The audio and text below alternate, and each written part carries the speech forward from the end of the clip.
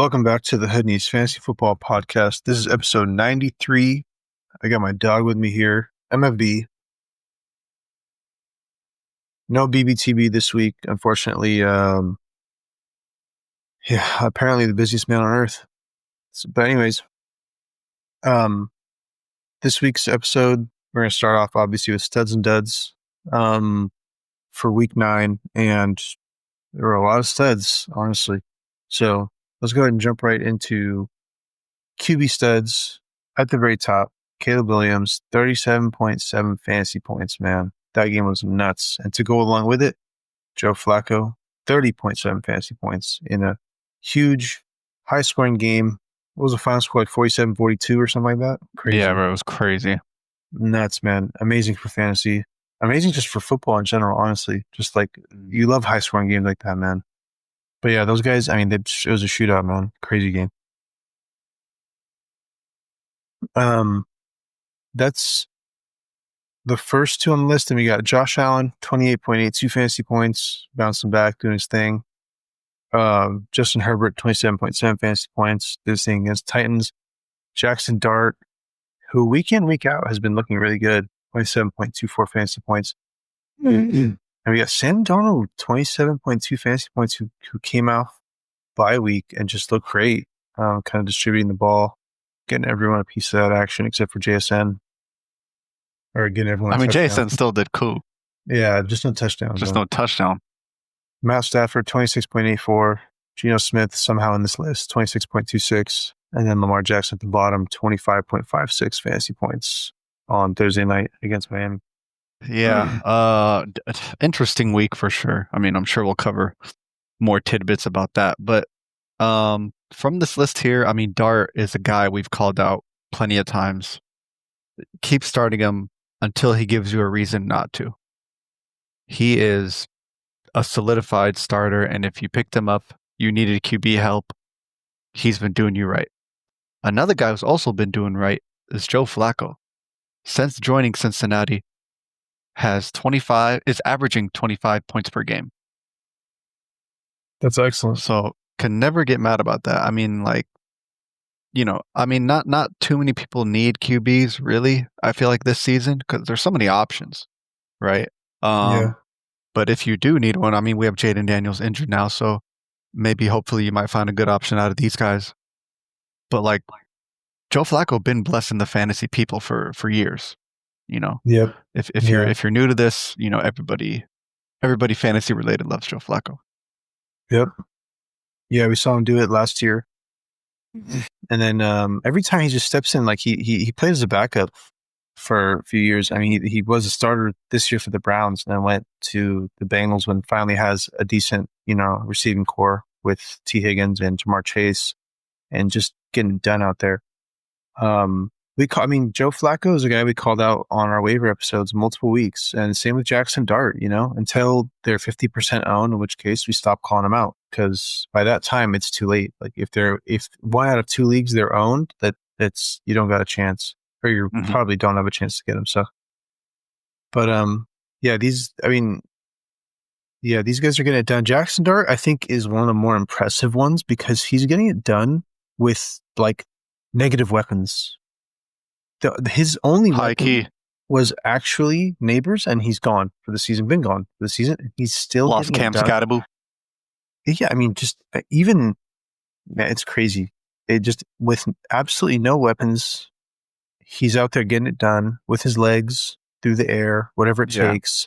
Even against a tough matchup against Philly, he's just still getting things done, man. Or against the Niners last week. This week was the Niners. Yeah, last week was Philly. Yeah. But I mean, sadly they're still losing games, but keep riding them while they're trying to win games. Pause. But yeah, no, this is definitely a good look for their future of their franchise. Honestly, I'm impressed by Jackson Dart. I like what he's doing. Yeah. You got anything else on the QBs? No. We got the QB. You said Lamar Jackson, QB1 by points per game, averaging 23.8 fantasy points per game. Because he did miss a few games to injuries. Correct. So Lamar Jackson, the number one definitely choose to have Lamar Jackson back. He came in heated, showing Oh, yeah. everybody who he is again.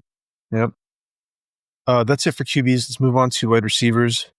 At the very top, man, Drake London, 34.3 fantasy points. Went out there and caught 3 touchdowns, man, after missing a week due to some injury that he sustained in practice or something. Just went out there and balled. They still barely lost that game by like 1 point to the Patriots, so that was unfortunate. Kicker missed a field goal or something, or an extra point. Yeah, that kicker's getting flamed. Oh, that's why they let go of Young Hoku. Yeah, but this guy Drizzy, man, is like, you probably took him in the first round and you were probably so livid and you probably thought it's like a BTJ type situation. Hopefully you held strong and you held diamond hands. Or you were a guy who went out and bought Drake London. I can't say in too many of my leagues I've seen Drake London be traded. I don't know about you, Kimo, but I haven't really seen him traded like that. I feel like most people have held him. The thing is like... So, go ahead. No, you. All right. I was going to say, like, when it comes to your first round pick, people are usually way more inclined to make a trade or trade away a player that they got later in the draft. Like, you got a high value player in like the 5th, 6th, 7th, 8th, 9th, 10th round, whatever. You're just like, oh, sure, whatever. Like, I have the guys I drafted in the first couple rounds, so I'm good. This is just an extra trade piece. But when you draft someone early, it's really hard to let them go unless they give you enough weeks. There's just usually thresholds. Like, some people are quick. They're like, nope, 1 week of poor performance, I'm dropping them.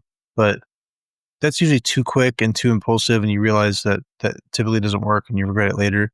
But Drake London, I mean, he had a few games off from the beginning of the season where he just didn't do well. It was like the first 3 games, and then the 4th game, boom, popped right before the bye week. So 4th game he did solid. I will say, bro, his last 4-game stretch is nuts. It's elite. Target share 38%, 51%, 28%, and 41%. Jeez, he's averaging 26 PPR points per game right now. Amazing. Yeah. Amazing for fantasy. The offense runs through him and Bijan. So Bijan getting it done on the ground and Drake London get it done through the air. Next on the list, we got T. Higgins, 29.6 fantasy points. It was finally a T. Higgins game. Typically it goes to Jamar Chase. So Chase is covered. T. Higgins is the benefactor of that, which is kind of like what you would have expected if you drafted him. You're like, okay, there's going to be some games that are Jamar Chase, some games that are T. Higgins, and this is one of those games. Yeah. T was due for a game, and we see it, right? I know some people, not going to name names, but they took T specifically for this reason. Because when he pops, he's going to win you the week. It's just a matter of knowing when he pops. I will say it is a large Flacco effect right now. And to be fair, we haven't seen a lot of Joe Burrow this season. But with Flacco, T's at 19.3 PPR points per game. Excellent. So, hopefully that keeps up for the T owners. Yep. Yeah, I mean, if you have him, you obviously want him to pop like this, but realistically, it's not going to happen every week. It'll just trade off between him and Jamar Chase, and more likely to go to Chase. But I said this before, maybe not on the podcast, but maybe I did. I can't remember. But they paid him, right, in the off season. I believe they gave him a contract this off season. I'm not mistaken. Yeah. So like, they're going to use him. They're going to feature him. They're going to get him end zone looks. There's games, or if you watch, or I should say there's plays, if you watch the Bengals games where they design plays to get him the ball in the end zone. Like, they're on the 2-yard line, they're on the 3-yard line, and they scheme up a play to get him a touchdown. And I think that's intentional. Like, they paid the guy, they're going to use him, especially in and around the goal line. Big body, 6'4". So yeah, he gets it done. Let's go through the rest of these names. DJ Moore, finally, 20.98 fantasy points, threw a touchdown that game to Caleb Williams. Devontae Adams, 20.5 fantasy points. Puka Nacua, 19.3. Week in, week out. Puka's a dog. Marvin Harrison, finally popping off with Jacoby Brissett on Monday Night Football. 19.1 fantasy points. Yeah, I think it was a week where a lot of overdue guys landed finally. You know what I'm saying? Yeah. DJ Moore, T, and Marvin, specifically. Devontae Puka, not too surprising. We've seen those two guys just be like, very efficient and effective in the Rams offense. Puka did exit, I think, a little bit and didn't come back. I think he's okay. They're gonna check on his ribs. I will also say, like, just be hyped. Hopefully Puka will play if you're a Puka owner, but they get a divisional game against the Niners. The over-under's pretty juicy. It's around 50. So expect him to eat again, honestly. Yep. One thing I wanted to ask you about, Chemo, on Marvin Harrison and more specifically Jacoby Brissett. Is he like, if I'm the coach, Yep. I'm rolling with Jacoby Brissett, bro. So I don't know if But the coach keeps saying, nah, Yeah. we got kind of, no. Or people are speculating it's a soft bench situation where, yeah, they designate him as hurt, but they just really do that so it's not like a hard bench. You follow me? Yeah. He's not healthy, and they're like, we're just gonna sit you down, because then you have to announce we're benching our starting quarterback. Exactly. Right? Yeah. QB1. No, it's a soft bench for sure. I don't think Kyler's 100% ready to go. His foot's probably still bothering him a little bit, and he's probably kind of exaggerating a little bit. I don't know if I'm 100% out on my foot, whatever. I don't know. It's a soft bench to me, in my opinion. I think that's what they're doing. I think the ultimate test will be he took, like, what was it, 2 games off plus the bye week into this Monday night game after the bye. I think that this upcoming week, it'll be very obvious. Like, they can't hide it at that point. Whether or not they're actually just straight benching him. But yeah, I mean, obviously if you're a Marvin Harrison owner, you want Jacoby Brissett. You feel like that's, the better quarterback. He's able to get Marvin Harrison the ball. He's doing good things for Trey McBride. He's doing good things for the team, right? Take this game with a grain of salt. They played probably the worst defense in the NFL. That allows the most rushes, That is the most yards. I think people don't realize that this was a game where if he didn't produce, you could be scared, right? But they're going to Seattle next week. Tough Seattle defense.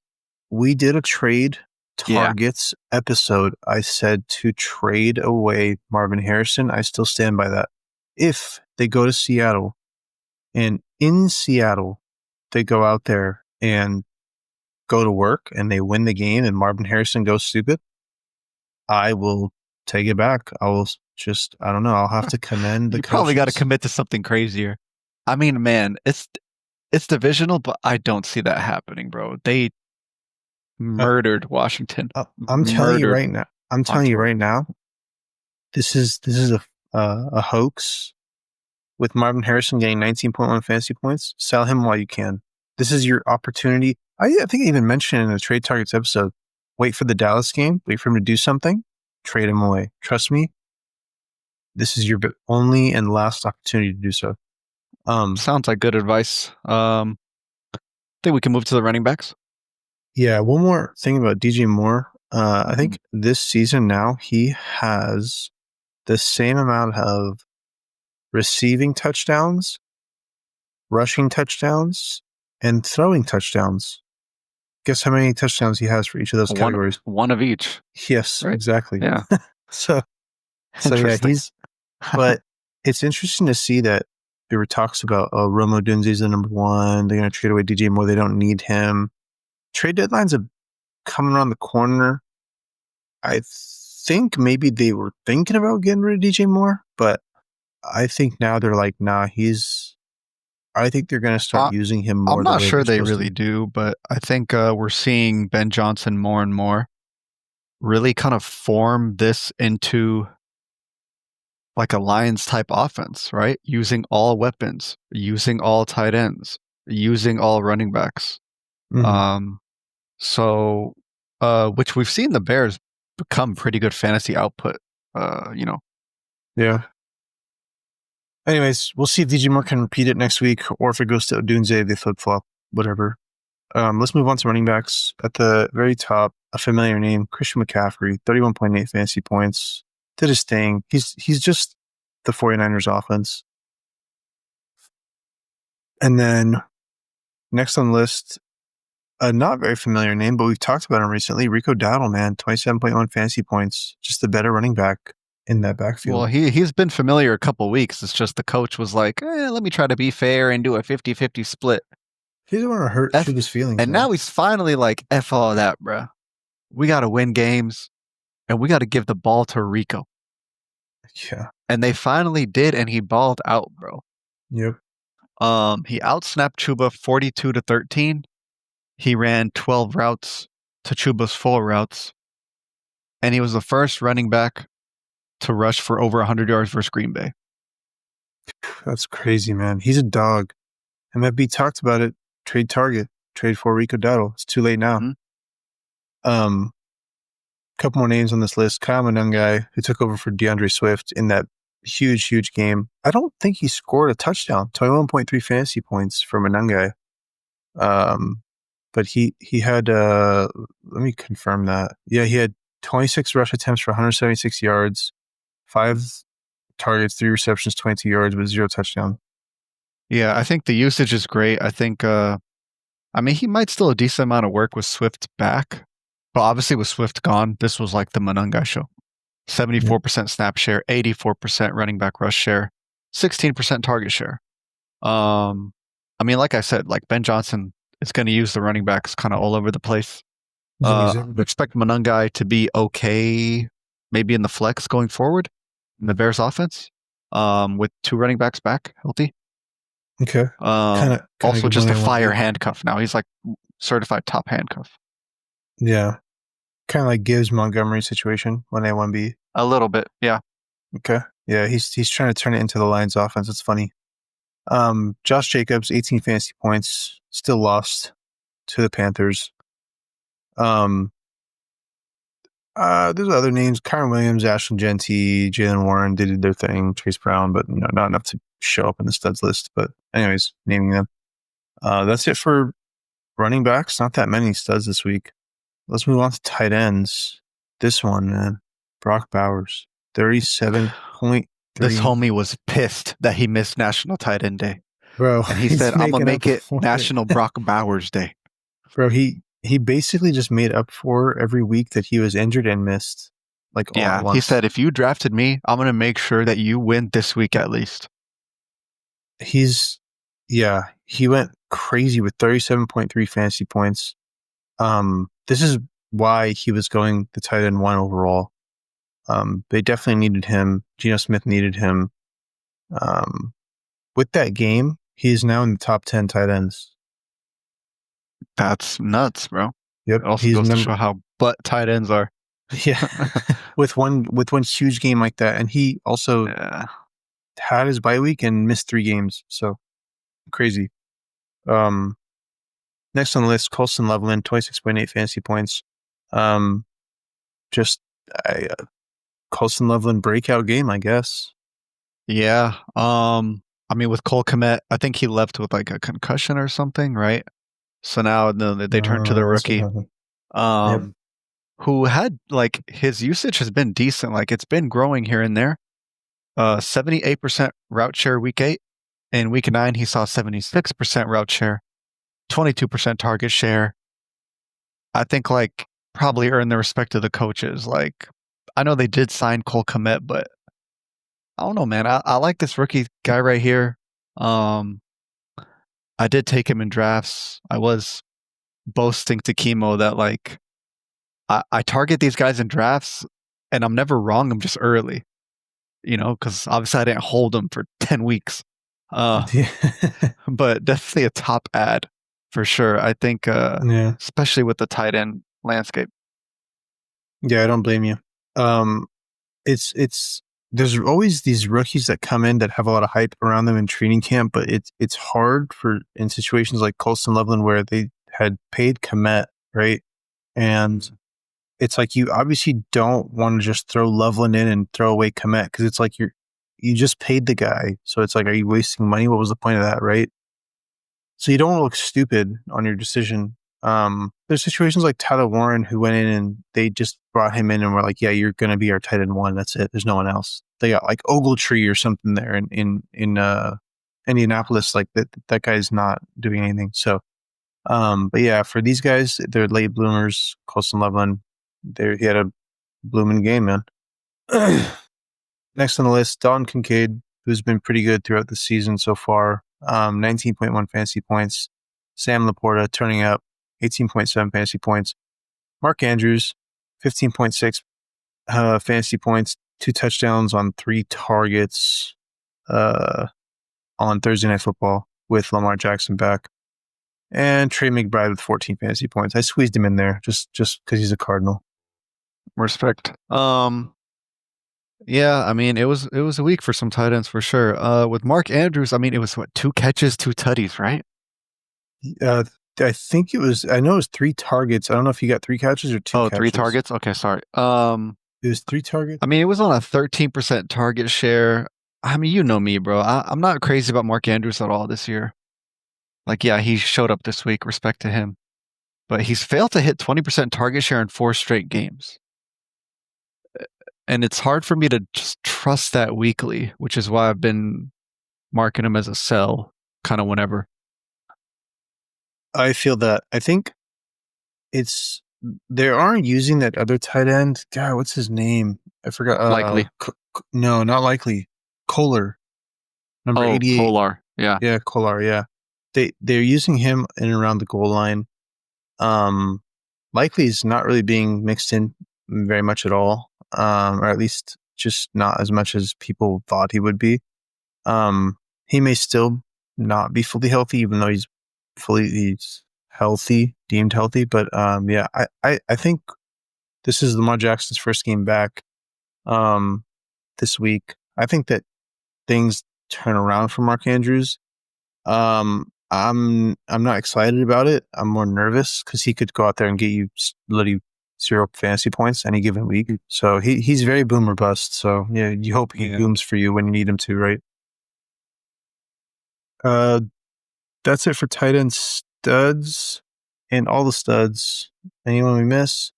Anyone you want to go over? No, sir. All right. Always ask just in case. Let's move on to the duds at the very top of the QBs. Jordan Love, 9.02 fantasy points, got shut down by the Panthers on his 27th birthday. Pathetic. Yeah, no comments really, bro. Jordan Love has been not the best fantasy player for its owners. So this is kind of like how, I mean, we always talk about, if you're with us in the preseason, we talk about fading the quarterback. I mean, BBTB's the king of advertising. Fading the quarterback, fading the tight end, get one late in the draft. But I mean, it's hard when you end up with a player like Jordan Love, who, you know, he has his good weeks. Last week against Pittsburgh, 28.3 fantasy points. You're like, all right, cool, I like this. You know what I mean? Yep. So you roll him out the following week against Carolina. You're like, he'll be all right. Nope. 273 yards, one interception, no touchdowns. He only rushed once for 1 yard. Just not enough. And you probably lost your week if you started him. So this is kind of the caveat to, if you're going to fade the quarterback, if you're going to fade the tight end, whatever, you could end up with a quarterback like Jordan Love, where now you're picking up waiver quarterbacks and you're trying to decide who do I start, and then you're having to make that decision every week, and it can be a headache. Next on the list, a guy who's been more consistent this year, but not this game or this week, Patrick Mahomes, 10.5 fantasy points. Pathetic. Buffalo shut them down, man. Just Buffalo got revenge in the regular season. Yeah, in Buffalo, man, they turned up and he could not get going, man. He had a turnover. He had 5 rushing yards, 250 yards in the air, and yeah, just got completely worked. I think Josh Allen versus Patrick Mahomes is now 5-0 in the regular season, but in the Oh no way! postseason, yeah, I think in the in the postseason in the postseason, they where it never met. matters, yeah, where it matters, the Oh, Bills shit. have not won, I don't think, against That's Patrick hella Mahomes. funny. Yeah, man. So that's, I mean, when it matters, Mahomes turns up and finds a way. So, yeah, but honestly, if you have Mahomes, good L for him to take because it keeps the team competitive and they'll be playing hard through the rest of the season. And then Mahomes' value will be up because they'll be trying to win every game week in, week out, especially with Denver, the way they're playing, winning games. They need to try and get to the top of that division. Last but not least, Daniel Jones. I threw him in here because he's been, Mr. Consistent on the Colts, blah, blah, Yeah. blah. I mean, like we said, bro, it was a week where like all the guys do hit, and then all the guys who were doing solid were due for a bad game, kind of. You know what I'm saying? Yeah. It's fantasy, bro. It got to go up and down, you know? Yep. Yeah. He had And the Colts 3 got interceptions smacked around. I mean, Daniel Jones, 3 interceptions, man. I think he had a couple fumbles. I can't find the stat. He had 2 fumbles, 3 fumbles, 2 lost fumbles. So, yeah. I mean, look, Pittsburgh D is respectable. I wasn't like, I mean, I was surprised at this result, but, I knew they were going to put up a fight. But the Colts were still favored to win by like a touchdown this game, supposedly. So that's crazy. Yeah. I mean, they'll look to bounce back against the Falcons. Well, good luck. Also, stingy defense, but they probably bounce back and do better, I'm sure. We'll see. Yeah, hopefully. That's it for quarterbacks, man. The rest of them kind of did their thing. And there were some bye weeks, or some teams on bye. So, anyways, the rest of them kind of did enough to get you by this week. Let's move on to wide receiver duds at the very top. In a game where the score is 47-42, Rome Odunze, 3 targets, 0 catches, donut. Crazy, bro. That's a crazy result.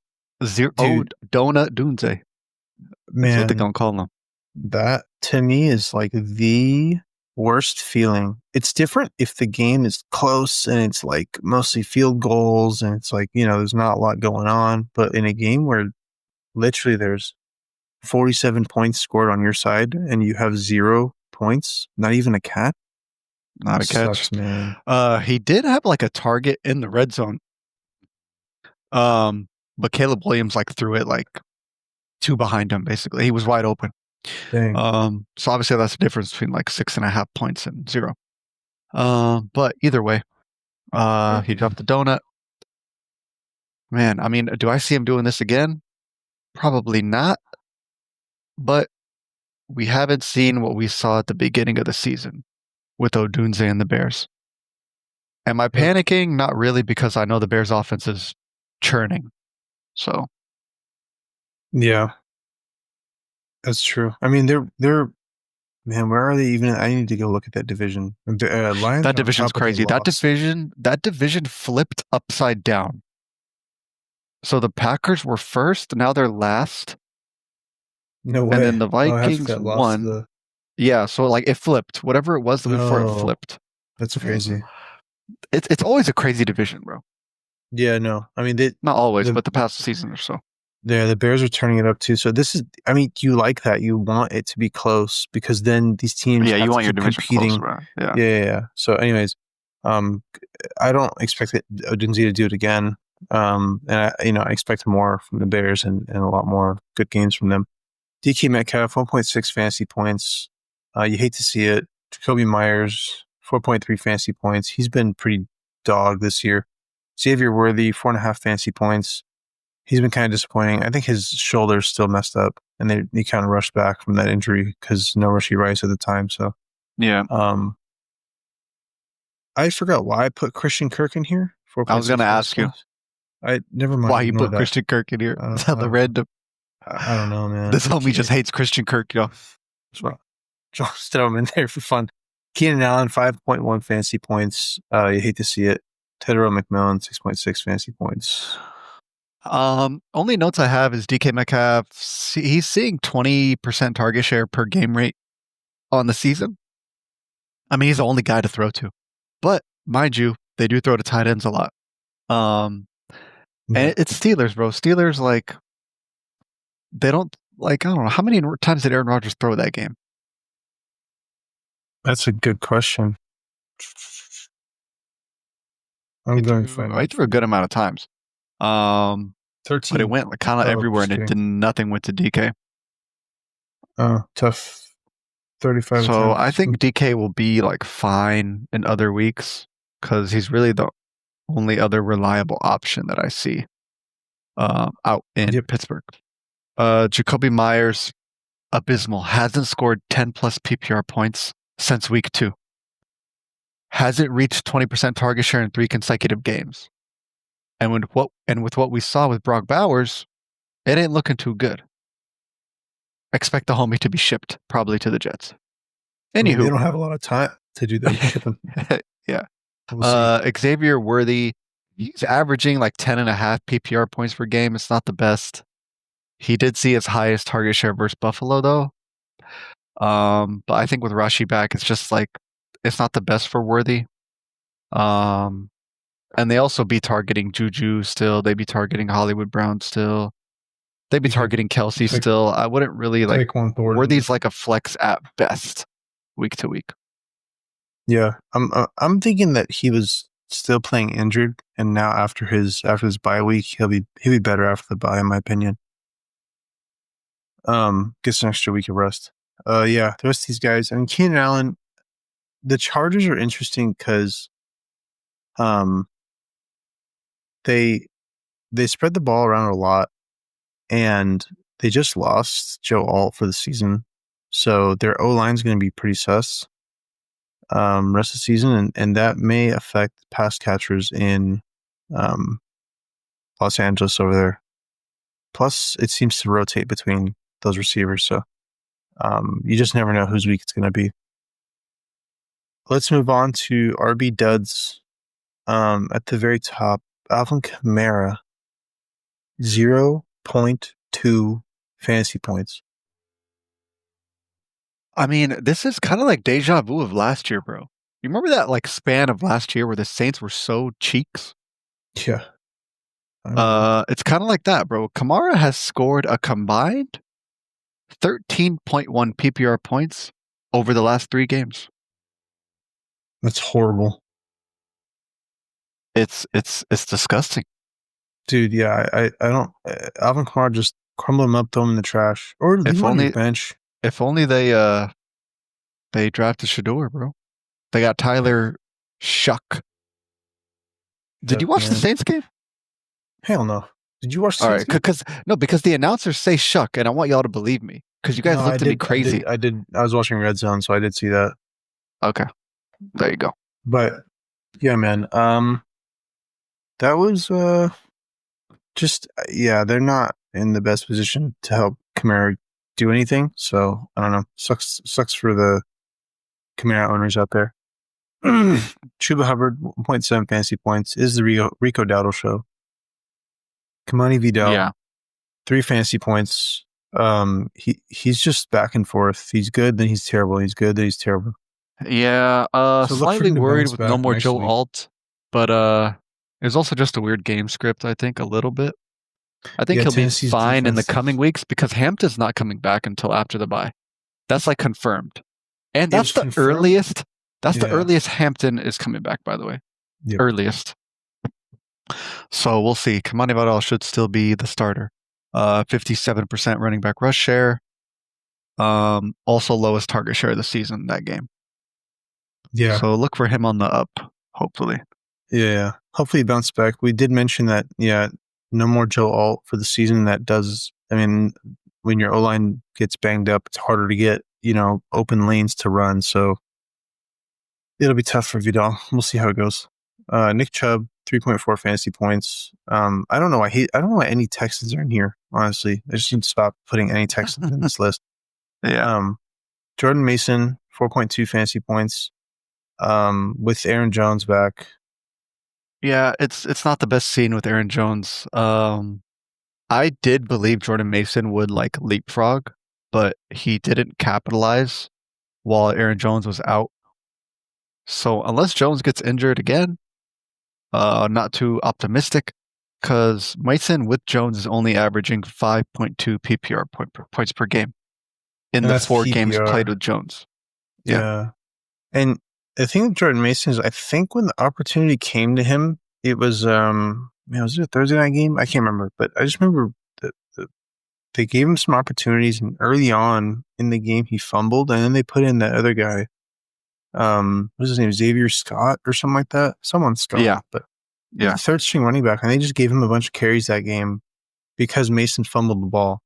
So I'm like, I don't know if they were kind of like, dude, we don't trust you with the ball type of situation. I don't know, but I'm telling you, if you go back and look at the first game that Aaron Jones missed, Jordan Mason fumbled. And then since then, it did not look good for him. I mean, he just hasn't looked good with any of his carries at all in any game.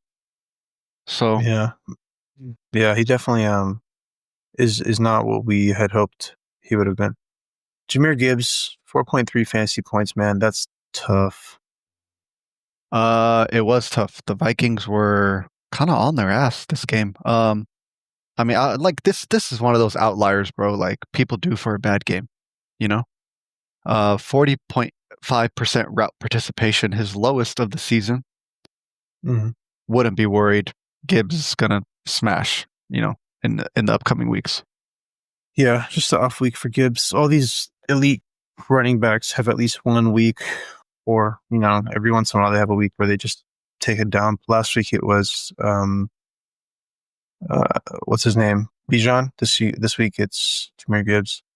So next on the list, I think I need to stop including him anymore. But Bill, aka or Ja'Cory Krusky-Merritt, aka Bill, 4.6 fantasy points. Jaden Daniels dislocated his elbow near the end of that game. So now without Jaden Daniels in that offense, Marcus Mariota probably makes it even harder for him to get loose out there.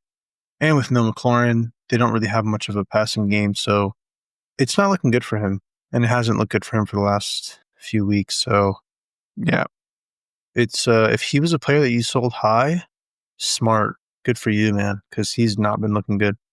Zach Charbonnet, 5.1 fantasy points. And to round it off, Tyrone Tracy, 5.2 fantasy points, who I thought would do a lot better than that, given the opportunity. But yeah, Tyrone Tracy, man, if you blew your fab on him, it kind of sucks to see. Will the weeks get better? Maybe. I mean, it's hard to say. He was outsnapped by Singletary, but Tracy ran more routes than Singletary. So like, they're kind of using both guys. It's kind of sucky. I'm not gonna lie. Yeah. With Zach Sharp, a weird note here. Kenneth Walker played more snaps than Sharp, which was the first time since week 4. So they keep on splitting that backfield as they do. Not sure why they would stop. Seattle's smashing every team in their path. So yeah, Sam Darnold just wants to go out there and throw it, so they just let him go out there and sling it. But for Ken Walker, I had a feeling, at least to me, it felt like he was rushed back to play, and so after the bye week, I felt like he got that rest that he needed. But I mean, he didn't really do anything crazy this last game, which sucks. But we'll see. I don't know. I think if I were to have to own only one of the two, I would rather have Ken Walker than Zach Charbonnet. Even though Zach Charbonnet gets the goal line carries, I think Ken Walker's going to turn it up the rest of the season. That's it for our Bs. Nothing really on any of these guys. I feel like I was going to say something else. Whatever. Let's move on to tight end duds. The saddest of them all, Tucker Kraft, who confirmed ACL tear out for the season with only 3 fantasy points. Oh man, the amount of stock I had in Tucker Kraft across all my leagues is very sad for me right now. Yep. Yeah, that's it. Dude, I mean, that's the thing with fantasy, man. Like, it can happen any given week, Player goes out there and it was non-contact, I think, too, no? In the game, I think. I did not see it. I believe it was non-contact. We'll have to go back and watch it. But yeah, anyways, confirmed ACL tear, contact or not, he's out for the season. George Kittle, 4.9 fantasy points. It was the McCaffrey show. Nothing really else to it. Tyler Warren, 5.1 fantasy points. The Colts got smashed. So Colts did get spanked. That's true. Yeah. A couple more names here. Jake Ferguson, 5.5. He had a fumble in that game Monday night. And then Kyle Pitts, it was the Drake London show, so Kyle Pitts didn't really do anything. But yeah, that's it for the tight ends. Any notes on these guys? I'll say for Warren really quick. Since his first 2 games, he hasn't hit 70 yards in a game. Kind of being saved by touchdowns week to week. I think he'll be okay. It's just I would like to see him get more yards on his catches. For Kittle, I mean, I've said this before. I think Kittle had such a crazy year last year because he was just the best player on the offense without McCaffrey. But now that McCaffrey's back, like, Kittle doesn't get utilized like that. His target share in his 3 games since injury, 8.7%, 16%, 17%. So it's a decent, but it's not like a high ceiling type of usage. Yeah, not like it was last year, right? Yeah. Yeah. Jake Ferguson, I think, got a donut the week before, if I'm not mistaken. Yeah, he was also a dud on tight end day. Yeah, National Tight End Day against Denver. He only had 1 target, 0 catches. Yeah, who just got a fumble. They're going into that bye week, Dallas. So hopefully they can turn things around when they get back. Kyle Pitts is just Kyle Pitts. I'm kind of surprised we haven't seen him here more often. But that's it for tight end duds. Was there anyone else that kind of Zach Ertz? He did all right. He did enough for your tight end position. That's it for the tight end duds and duds list. That's it for this episode. And I don't know if I think we talked about everyone. We went through everything. So there's not really much else to talk about. Tune in the next episode, the waiver episode, where we will go over players to pick up. That should help you secure your wins in your leagues, hopefully. So yeah, we'll see you guys in the next episode. Peace.